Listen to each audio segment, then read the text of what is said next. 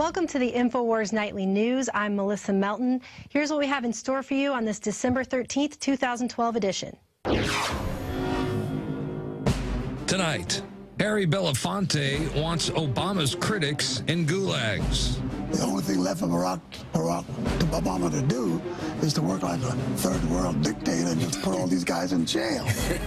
Then, a student documents every known U.S. drone strike within the last 10 years.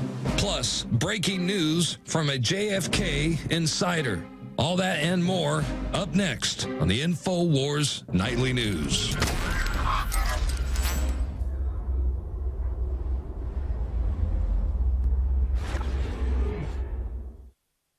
Tonight, I want to start with a special report that should scare any free-thinking Americans that are still left. Today, Harry Belafonte, social activist who's gone on record to say that he sympathizes with communist leader Fidel Castro, came out to say that anyone who opposes the agenda of Barack Obama should be rounded up and imprisoned. Let's take a look at this clip. And I don't know what more they want. The only thing left for Barack Obama to do is to work like a third world dictator and just put all these guys in jail. So there you have it, Belafonte going on record to say that anybody who disagrees with Barack Obama should be, quote, put in jail. They should work like a third world dictator and put all these guys in jail. Now, where did Belafonte get that idea from? It's not new. We've actually heard that before. If you'll recall, Bill Ayers, former Obama mentor and Weather Underground terrorist, actually went on record saying the same thing. Let's take a look at that clip. I brought up the subject of what's going to happen after we take over the government. We become responsible then for administrating, 250 million people. The only thing that I could get was that they expected that the Cubans and the North Vietnamese and the Chinese and the Russians would all want to occupy different portions of the United States. They also believed that their immediate responsibility would be to protect against what they called the counter-revolution. And they felt that this counter-revolution could best be guarded against by creating and establishing re-education centers in the Southwest, where we would take all the people who needed to be re-educated into the new way of thinking and teach them how things were going to be. I ask, well, what is going to happen to those people that we can't re-educate, that are die-hard capitalists? And the reply was that they'd have to be eliminated. And when I pursued this further, they estimated that they would have to eliminate 25 million people in these re-education centers. And when I say eliminate, I mean kill. 25 million people. I want you to imagine sitting in a room with 25 people, most of which have graduate degrees from Columbia and other well-known educational centers, and hear them figuring out the logistics for the elimination of 25 million people. And they were dead serious.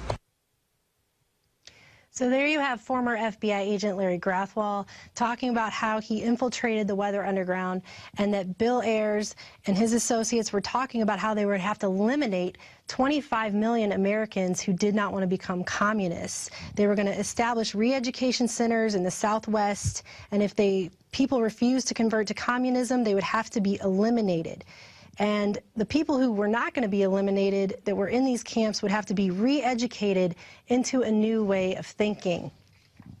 So where are these camps?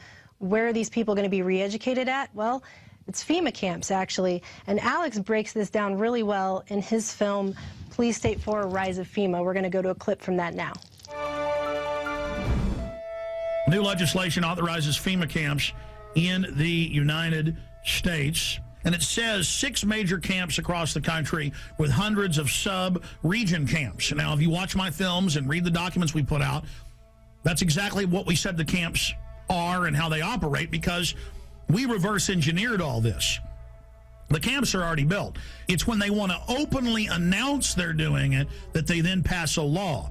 And they say, oh, all these shut down military bases that they've been keeping refurbished and putting barbed wire facing in and putting in showers and bunks, and we knew that those were to be the FEMA camps. Because in the FEMA documents and the congressional leaks and from people that worked at the camps, we knew, and we would list the camps. Then we noticed when it was declassified in 97 that the very camps that had been, quote, decommissioned under the base closure, because they'd said back in the 80s under Rex 84 they were going to use the camps in Congress. So we said, you want to know where the camps are? They're old military bases, and they're old POW camps from Italians, Germans, and Japanese. Guess what's in here? Guess what's in the bill?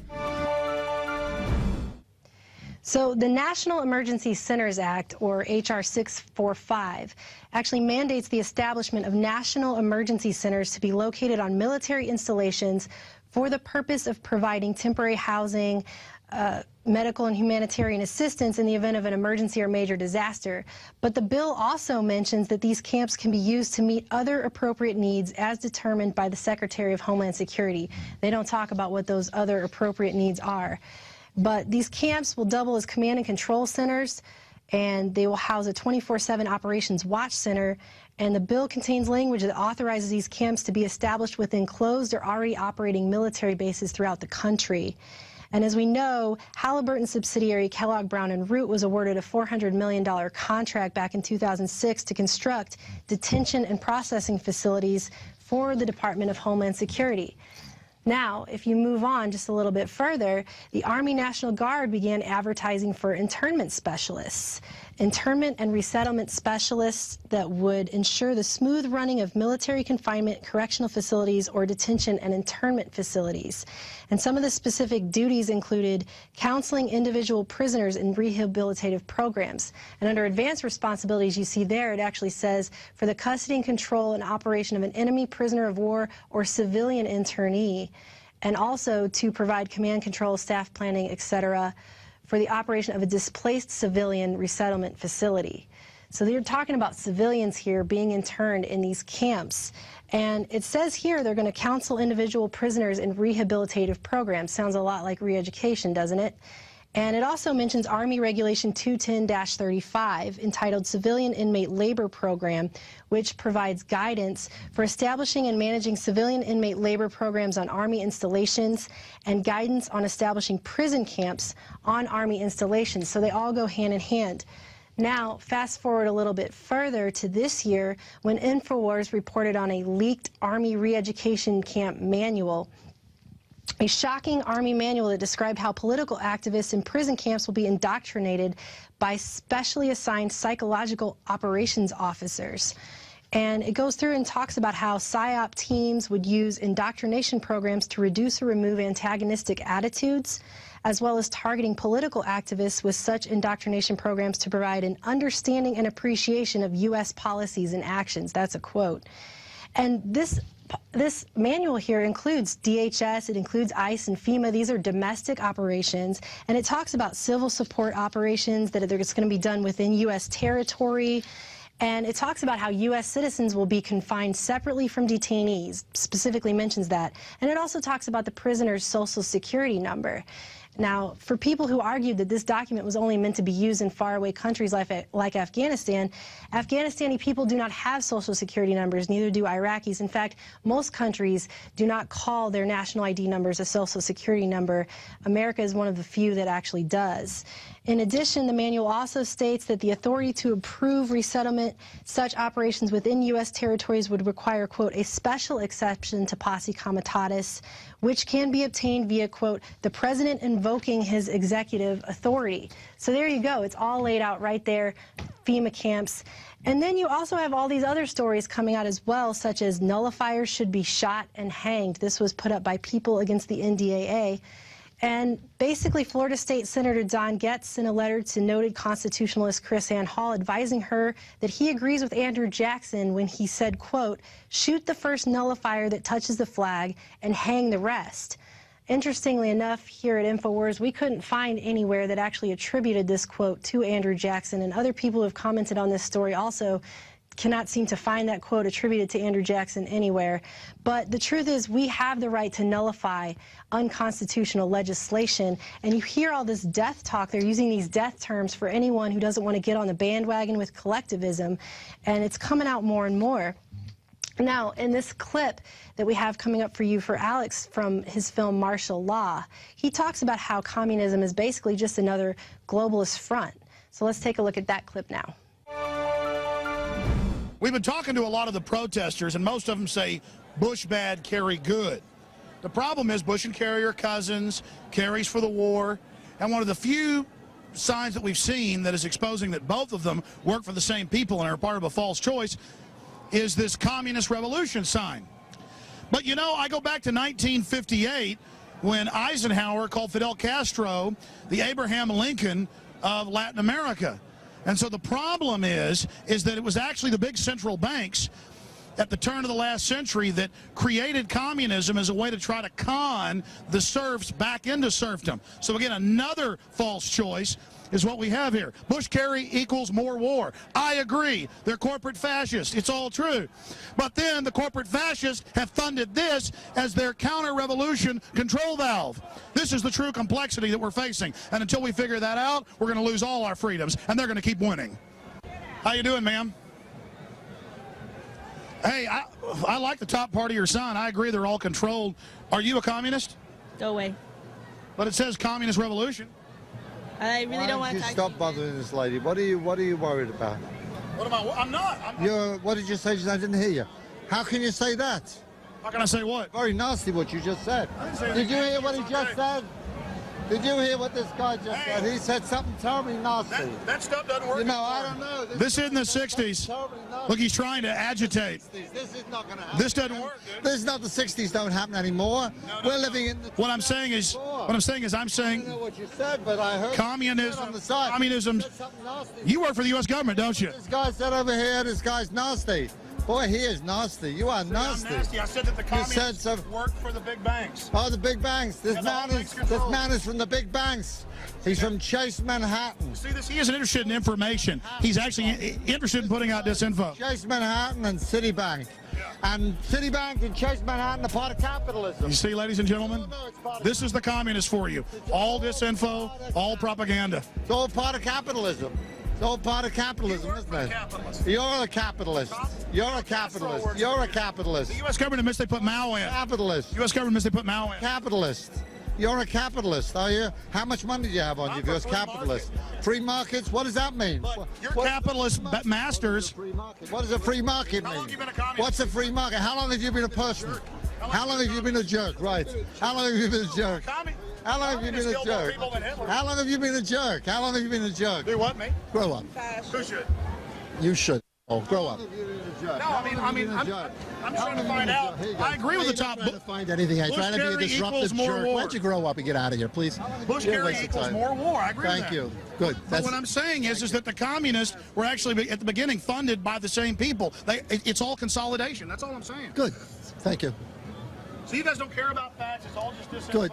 Thank you. Yeah. Sounds good to me. Thanks. So you don't care that Stalin killed 50 million people? So, yeah. So go ahead. So what else? So you don't care? So who are you? Who did you kill? How many people did you kill? No one. But your ideas killed millions and millions and millions. Capitalism. No, You're a capitalist. You're a pro-capitalist. That's for blood, right? She wishes we were dead right there. This is the one? She's the one walking around saying she wishes we were dead. So you don't care? So who are you? Who did you kill? How many people did you kill? No one. But your ideas killed millions and millions and millions. So what happens to you after you go to these FEMA camps? Is it just a fun little vacation? Well, actually, let's take a look at this article that came out in The Guardian today. CIA tortured and sodomized terror suspect, Human Rights Court rules. Apparently, CIA agents tortured a German citizen, sodomizing, shackling, and beating him. They seized him in Macedonia in December 2003, and he was handed over to a CIA rendition team and secretly flown to Afghanistan. And if anything, that should ring true to you. It should sound a lot like the NDAA, the National Defense Authorization Act, which says you can be whisked away without charge or trial, possibly tortured, no due process whatsoever. Sounds a lot like that, and they actually ruled that that is torture. So there you have it. you know, you have people like Harry Belafonte coming out making these claims, and some people can dismiss that and laugh it off, but it's all here in black and white. The government has planned that entire thing out about imprisoning anyone who's a political dissident, anyone who disagrees with the continuity of government, with the president. And so it's all right there, and it's pretty concerning, and I urge everybody to go take a look at these documents at INFOWARS.com. As we saw in Katrina, and as we are watching now in New York and New Jersey, the federal government can't and won't help you in a crisis. FEMA ran out of water and MREs in days. Electricity is still off to over 1 million people. The Red Cross, who is quick to beg for money, is now slow to react. Don't put it off any longer. Get prepared today. While you're on InfoWarsShop.com, check out these other great preparedness items. The Aquapod kit lets you store up to 65 gallons of water in your bathtub. The Pocket Socket provides you with manual electricity for small electronics like your cell phone. The Life Straw is great for your bug-out bag. And check out our complete line of Interfood products for great tasting and nutritionally dense foods that have a great shelf life. If you are looking to secure your home in a crisis, you can order Strategic Relocations, the film, a great companion to the book Strategic Relocations 3rd edition, and The Secure Home by Joel Skousen. When the time to perform arrives, the time to prepare has already passed. Get prepared now, so if a crisis strikes your home, you and your family will be secure. Go to InfoWarsShop.com